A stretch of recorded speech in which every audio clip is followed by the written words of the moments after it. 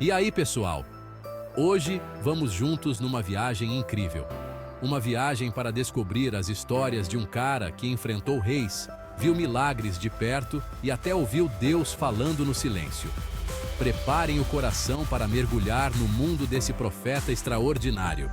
Vamos explorar os momentos marcantes da vida dele e entender o legado poderoso que ele deixou para a gente. Imaginem só, um céu de rachar, sem uma gota de chuva para dar esperança. É nesse cenário difícil que surge Elias, um mensageiro da vontade de Deus, com um recado impactante à seca. Lá em 1 Reis, capítulo 17, versículo 1, a voz do Elias ecoa forte, anunciando uma seca devastadora. Era o resultado do pecado do rei Acabe e da infidelidade do povo de Israel. Foram 3 anos e meio de sofrimento, um teste de fé daqueles, colocado por um Deus que estava magoado. E no meio de tanta dificuldade, quem ajuda Elias? Corvos. Essas aves desafiam a própria natureza para levar comida para ele. A história do Elias é um convite para confiar, mesmo quando as coisas parecem impossíveis. A mão de Deus, mesmo que a gente não veja, está sempre presente. A seca brava continuava castigando o reino de Israel. Nesse cenário triste, Elias encontrou uma viúva em Sarepta, uma cidadezinha. Ela estava no fundo do poço, sem esperança. Com um pouquinho de farinha e azeite, ela se preparava para o último suspiro, a última refeição antes do fim. Mas Elias, com o coração cheio de compaixão e uma fé que ninguém abalava, fez um pedido inusitado, um bolo. Sabe por quê? Porque Deus tinha falado para ele. A farinha da sua panela não vai acabar, e o azeite da sua botija não vai diminuir, até o dia em que eu, o Senhor, mandar chuva para essa terra.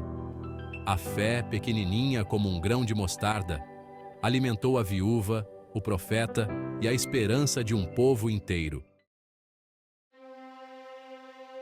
A sombra da morte pairava sobre Sarepta. O filho da viúva, aquela mesma que dividiu o pouco que tinha com Elias, ficou doente, muito doente. No meio daquela tristeza profunda da mãe, Elias pegou a criança nos braços e clamou ao Deus da vida. Ó Senhor, meu Deus, eu te peço, faz a alma deste menino voltar para ele. E o Senhor ouviu a oração do Elias. O sopro da vida, que parecia ter ido embora para sempre, voltou para aquele corpo tão frágil.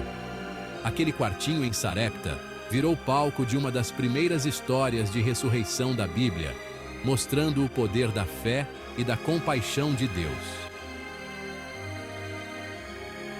Capítulo 4. A prova de fogo no Monte Carmelo. O Monte Carmelo, enorme e silencioso, viu de camarote uma disputa épica entre deuses e homens. De um lado, Elias, o profeta sozinho, a voz de Deus no meio do povo.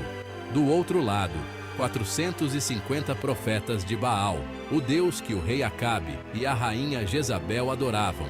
O desafio? Um sacrifício. 2 fogueiras, uma para Baal e outra para o Deus de Israel. O Deus que responder mandando fogo, esse é o Deus verdadeiro, disse Elias. E do céu, como um raio, desceu um fogo poderoso. A fogueira virou cinza, o altar também, e até a água em volta evaporou. Capítulo 5. A fuga e o encontro no silêncio. A voz sutil de Deus. A rainha Jezabel, furiosa porque seu orgulho tinha sido ferido, jurou vingança contra Elias. Com medo de morrer, o profeta fugiu para o deserto, um lugar vazio, perfeito para pensar na vida. O cansaço, a fome, o medo, tudo junto levou Elias ao limite. Ele se deitou debaixo de um pé de árvore e dormiu, buscando um pouco de paz. Mas Deus, que é puro amor, mandou um anjo para cuidar de Elias. E o anjo não chegou com terremoto, nem com fogo, mas em um silêncio profundo, numa brisa suave que acalmou o coração do profeta. Capítulo 6. A subida triunfal. O adeus inesperado. Eliseu, o discípulo fiel, acompanhava Elias em seus últimos momentos aqui na terra. Enquanto conversavam, um redemoinho de fogo apareceu no céu e separou os dois. Uma carruagem de fogo, enviada por Deus, desceu para buscar Elias.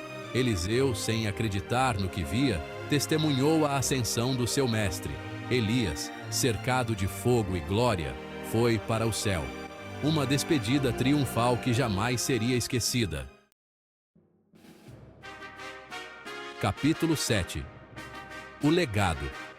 Continua. A voz que ecoa no Novo Testamento. Muitos anos se passaram desde que Elias subiu ao céu. Mas a história dele não ficou presa no Antigo Testamento. No Monte da Transfiguração, Jesus mudou de aparência na frente de Pedro, Tiago e João.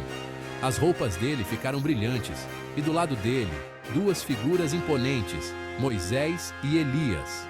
A presença de Elias na Transfiguração mostra como ele é importante na história da salvação, um elo entre a antiga e a nova aliança.